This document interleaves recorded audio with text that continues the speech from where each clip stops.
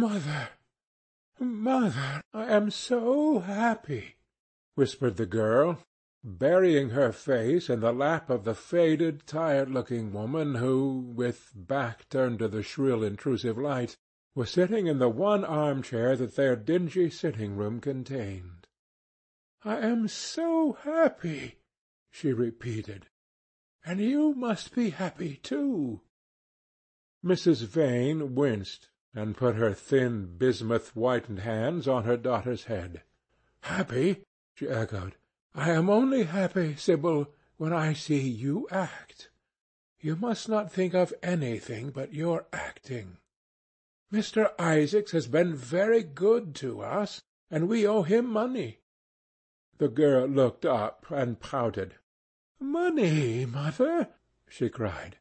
"What does money matter? Love is more than money. Mr. Isaacs has advanced us £50 to pay off our debts and to get a proper outfit for James. You must not forget that, Sibyl. £50 is a very large sum. Mr. Isaacs has been most considerate." "He is not a gentleman, mother, and I hate the way he talks to me," said the girl, rising to her feet and going over to the window. "I don't know how we could manage without him," answered the elder woman querulously. Sibyl Vane tossed her head and laughed. "We don't want him any more, mother. Prince Charming rules life for us now." Then she paused. A rose shook in her blood and shadowed her cheeks. Quick breath parted the petals of her lips. They trembled. Some southern wind of passion swept over her and stirred the dainty folds of her dress. "I love him," she said simply. "Foolish child, was the parrot phrase flung in answer. The waving of crooked, false-jewelled fingers gave grotesqueness to the words. The girl laughed again. The joy of a caged bird was in her voice. Her eyes caught the melody and echoed it in radiance, then closed for a moment, as though to hide their secret.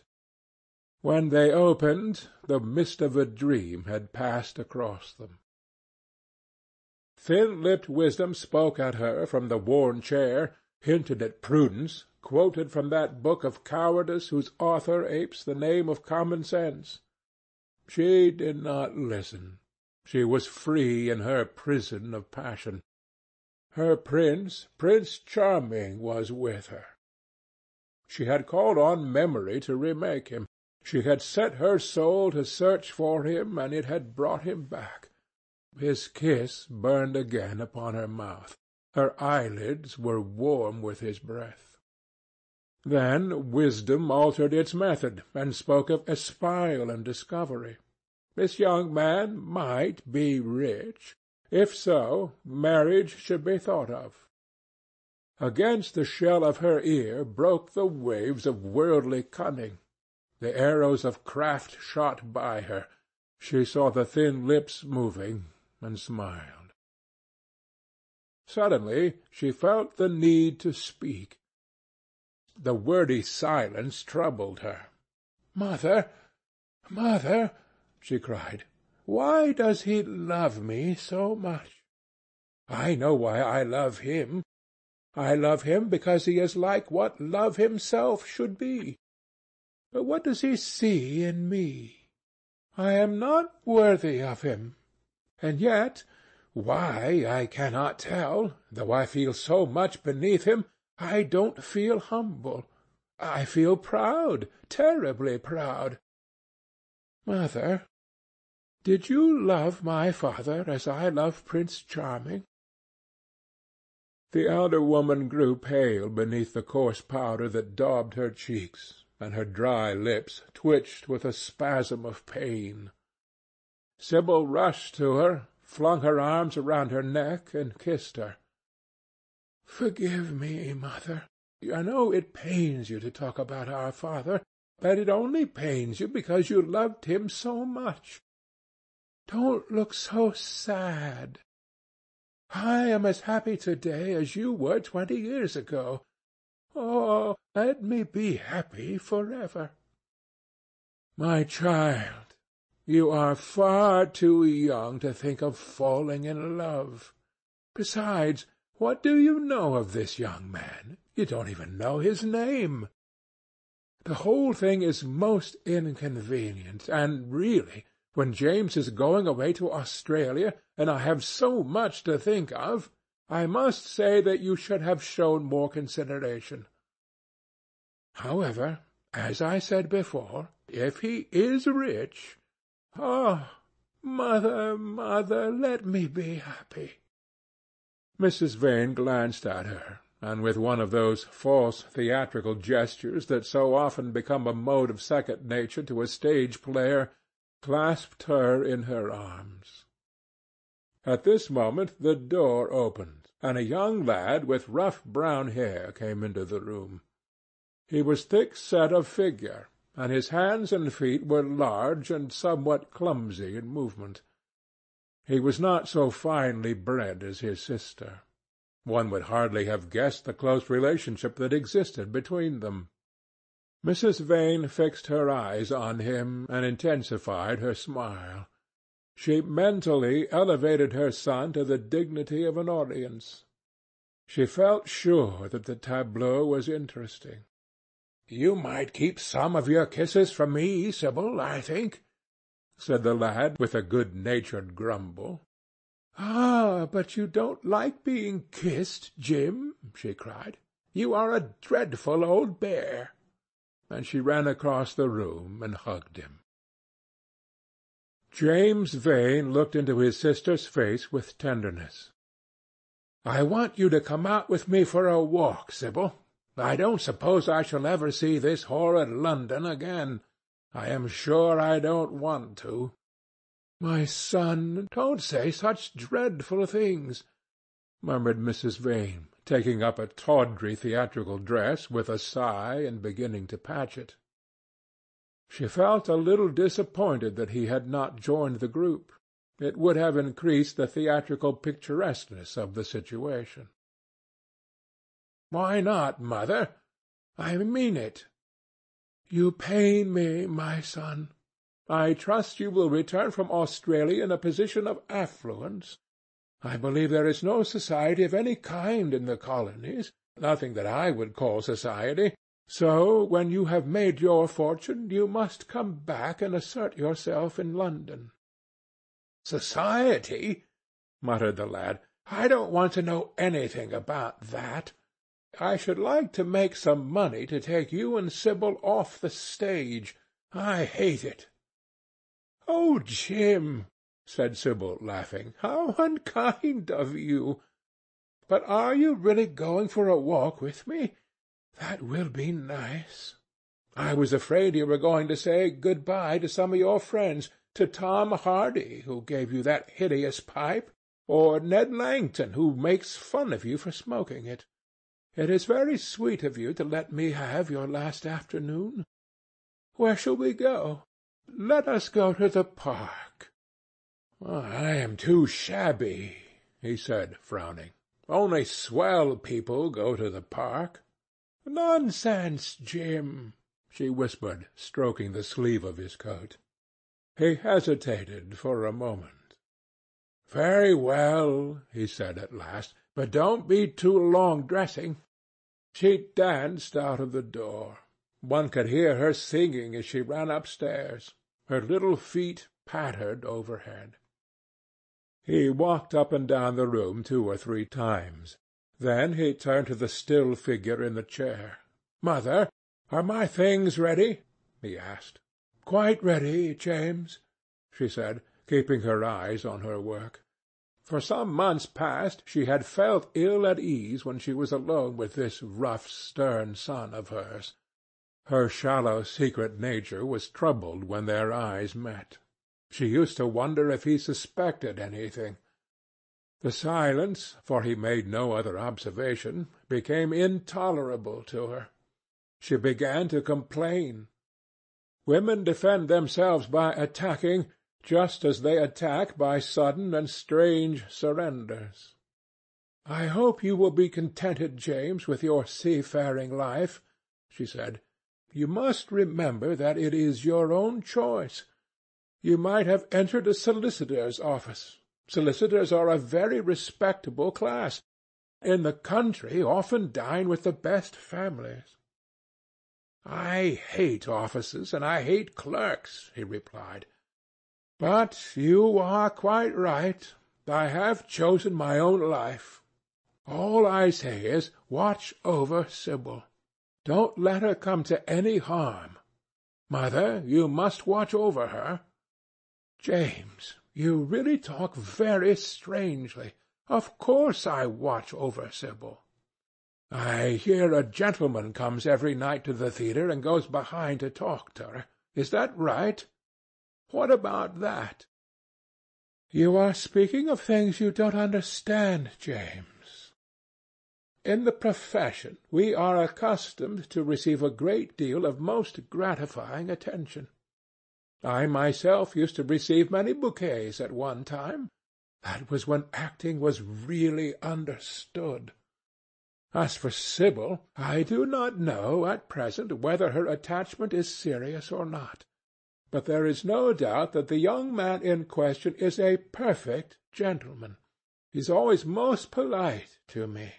Besides, he has the appearance of being rich, and the flowers he sends are lovely." "You don't know his name, though," said the lad harshly. "No," answered his mother, with a placid expression in her face. "He has not yet revealed his real name. I think it is quite romantic of him. He is probably a member of the aristocracy." James Vane bit his lip. "Watch over Sibyl, mother," he cried. "Watch over her." "My son, you distress me very much. Sibyl is always under my special care. Of course, if this gentleman is wealthy, there is no reason why she should not contract an alliance with him. I trust he is one of the aristocracy. He has all the appearance of it, I must say. It might be a most brilliant marriage for Sibyl. They would make a charming couple. His good looks are really quite remarkable. Everybody notices them." The lad muttered something to himself and drummed on the window-pane with his coarse fingers. He had just turned round to say something when the door opened and Sibyl ran in. "How serious you both are!" she cried. "What is the matter?" "Nothing," he answered.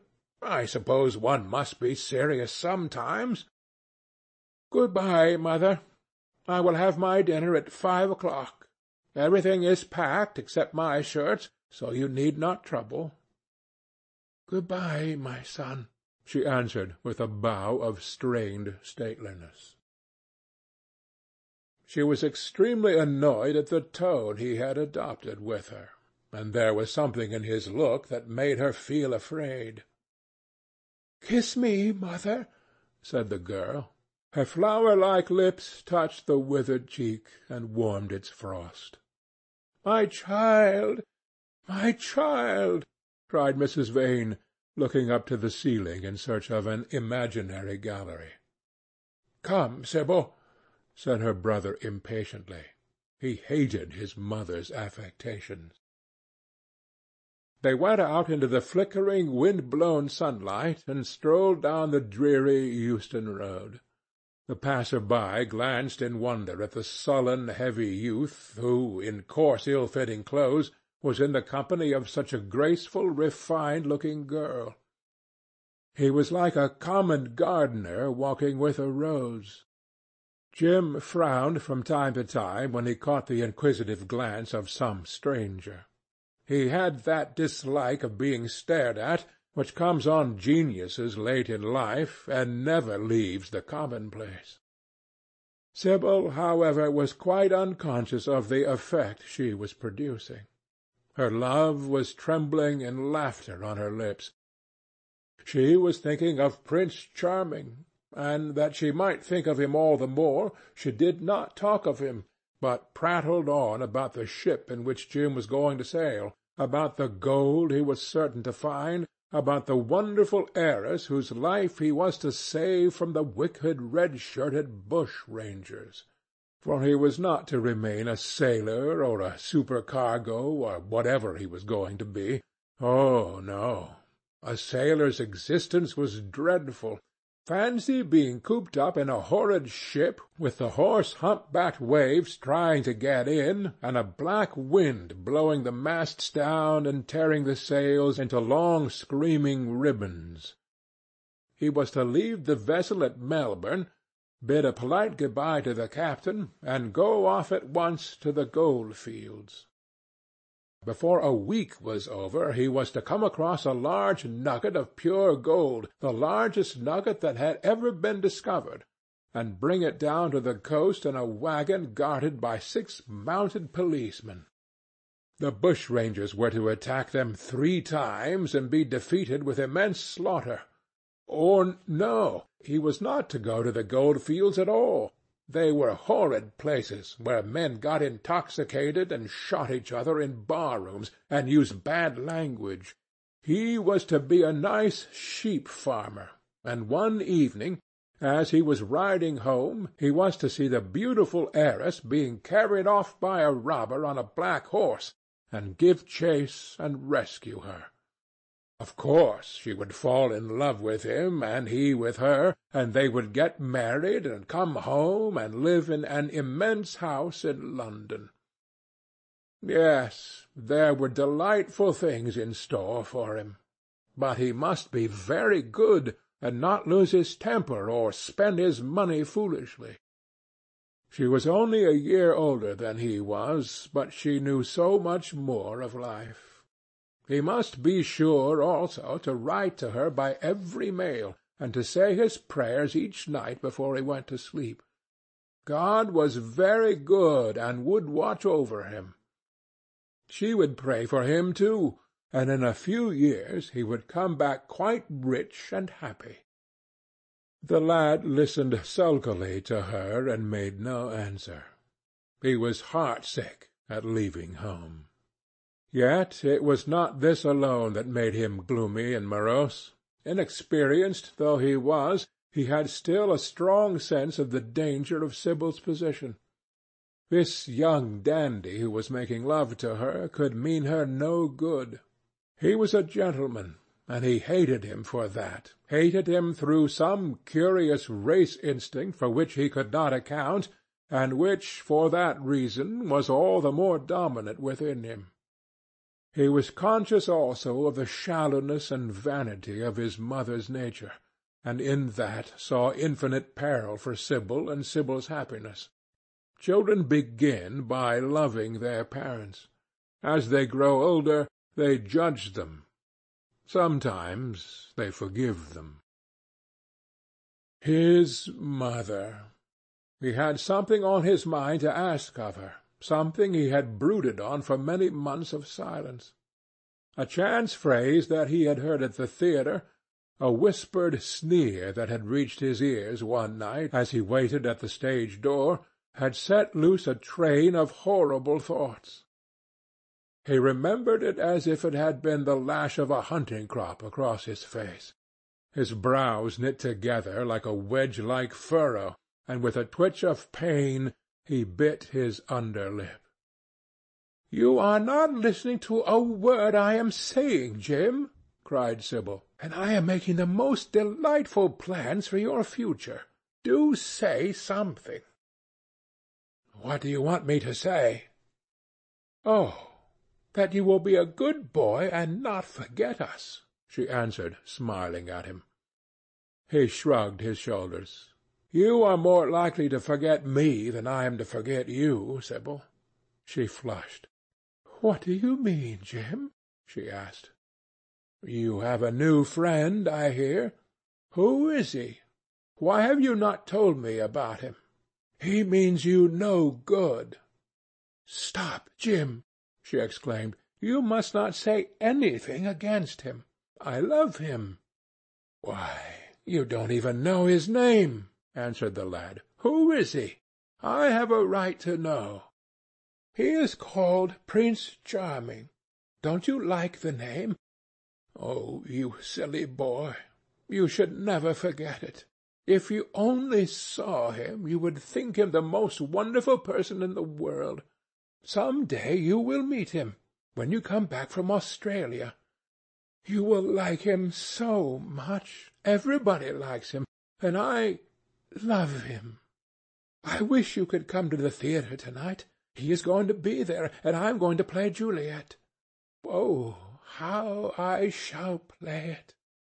Fancy, Jim, to be in love and play Juliet, to have him sitting there, to play for his delight. I am afraid I may frighten the company, frighten or enthrall them.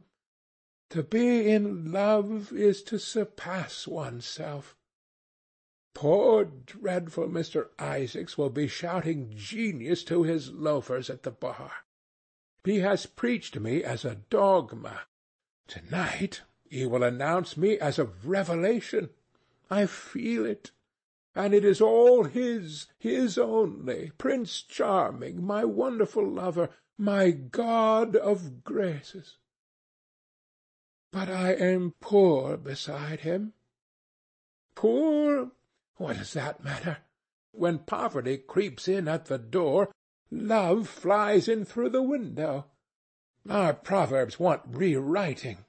They were made in winter, and it is summer now. Springtime for me, I think, a very dance of blossoms in blue skies. He is a gentleman, said the lad sullenly. A prince, she cried musically. What more do you want? He wants to enslave you. I shudder at the thought of being free. I want you to beware of him. To see him is to worship him. To know him is to trust him. Sibyl, you are mad about him. She laughed and took his arm. You dear old Jim, you talk as if you were 100. Some day you will be in love yourself. Then you will know what it is. Don't look so sulky. Surely you should be glad to think that, though you are going away, you leave me happier than I have ever been before. Life has been hard for us both, terribly hard and difficult. But it will be different now. You are going to a new world, and I have found one. Here are 2 chairs. Let us sit down and see the smart people go by. They took their seats amidst a crowd of watchers. The tulip beds across the road flamed like throbbing rings of fire.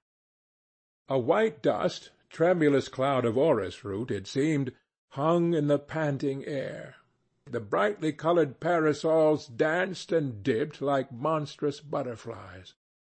She made her brother talk of himself, his hopes, his prospects. He spoke slowly and with effort. They passed words to each other as players at a game pass counters. Sibyl felt oppressed. She could not communicate her joy. A faint smile curving that sullen mouth was all the echo she could win. After some time she became silent. Suddenly she caught a glimpse of golden hair and laughing lips, and in an open carriage with 2 ladies Dorian Gray drove past. She started to her feet. "There he is!" she cried. "Who?" said Jim Vane. "Prince Charming," she answered, looking after the Victoria. He jumped up and seized her roughly by the arm. "Show him to me. Which is he? Point him out. I must see him," he exclaimed. But at that moment the Duke of Berwick's four-in hand came between, and when it had left the space clear, the carriage had swept out of the park. "He is gone," murmured Sibyl sadly. "I wish you had seen him." "I wish I had, for as sure as there is a God in heaven, if he ever does you any wrong, I shall kill him." She looked at him in horror. He repeated his words. They cut the air like a dagger. The people round began to gape. A lady standing close to her tittered. "Come away, Jim, come away," she whispered. He followed her doggedly as she passed through the crowd. He felt glad at what he had said. When they reached the Achilles statue, she turned round. There was pity in her eyes that became laughter on her lips. She shook her head at him. "You are foolish, Jim, utterly foolish, and a bad-tempered boy, that is all. How can you say such horrible things? You don't know what you are talking about. You are simply jealous and unkind. Ah, I wish you would fall in love. Love makes people good, and what you said was wicked." "I am 16," he answered, "and I know what I am about. Mother is no help to you. She doesn't understand how to look after you. I wish now that I was not going to Australia at all. I have a great mind to chuck the whole thing up. I would if my articles hadn't been signed." "Oh, don't be so serious, Jim. You are like one of the heroes of those silly melodramas Mother used to be so fond of acting in. I am not going to quarrel with you.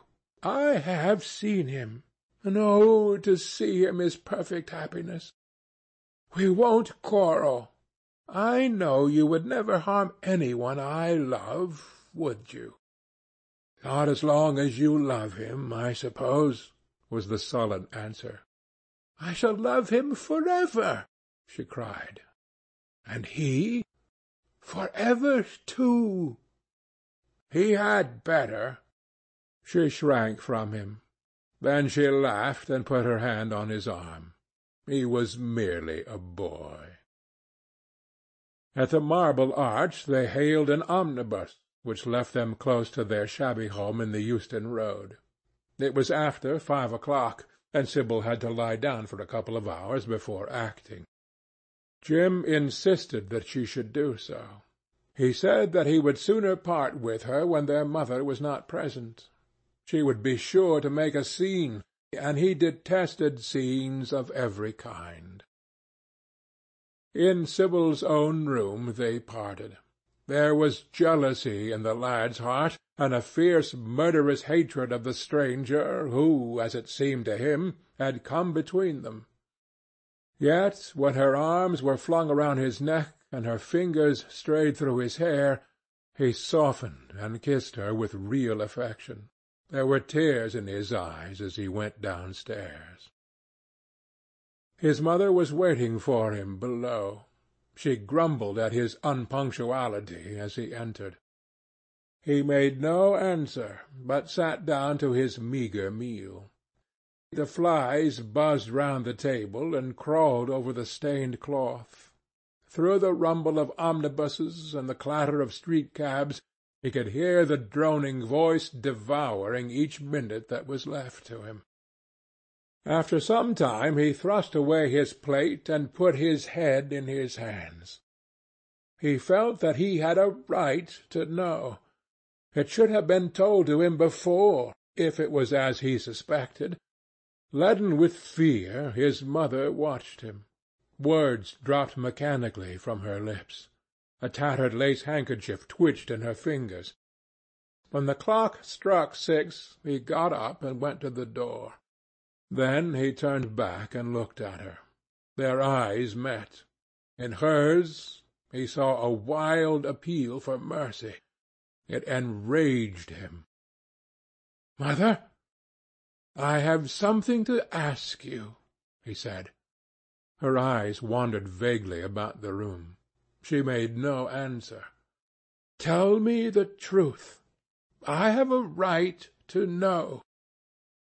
Were you married to my father?" She heaved a deep sigh. It was a sigh of relief. The terrible moment The moment that night and day, for weeks and months, she had dreaded, had come at last, and yet she felt no terror. Indeed, in some measure it was a disappointment to her. The vulgar directness of the question called for a direct answer. The situation had not been gradually led up to. It was crude. It reminded her of a bad rehearsal. "No," she answered, wondering at the harsh simplicity of life. "My father was a scoundrel, then!" cried the lad, clenching his fists. She shook her head. "I knew he was not free. We loved each other very much. If he had lived, he would have made provision for us. Don't speak against him, my son. He was your father, and a gentleman. Indeed, he was highly connected." An oath broke from his lips. "I don't care for myself," he exclaimed, "but don't let Sibyl. It is a gentleman, isn't it, who is in love with her, or says he is? Highly connected, too, I suppose." For a moment a hideous sense of humiliation came over the woman. Her head drooped. She wiped her eyes with shaking hands. "Sibyl has a mother," she murmured. "I had none." The lad was touched. He went towards her, and stooping down, he kissed her. "I am sorry if I have pained you by asking about my father," he said, "but I could not help it. I must go now. Good-bye. Don't forget that you have only one child now to look after, and believe me that if this man wrongs my sister, I will find out who he is, track him down, and kill him like a dog. I swear it." The exaggerated folly of the threat, the passionate gesture that accompanied it, the mad melodramatic words, made life seem more vivid to her. She was familiar with the atmosphere. She breathed more freely, and for the first time for many months she really admired her son. She would have liked to have continued the scene on the same emotional scale, but he cut her short. Trunks had to be carried down, and mufflers looked for. The lodging-house drudge bustled in and out. There was the bargaining with the cabman. The moment was lost in vulgar details. It was with a renewed feeling of disappointment that she waved the tattered lace handkerchief from the window as her son drove away. She was conscious that a great opportunity had been wasted. She consoled herself by telling Sibyl how desolate she felt her life would be now that she had only one child to look after. She remembered the phrase. It had pleased her. Of the threat she said nothing. It was vividly and dramatically expressed. She felt that they would all laugh at it some day. End of chapter 5.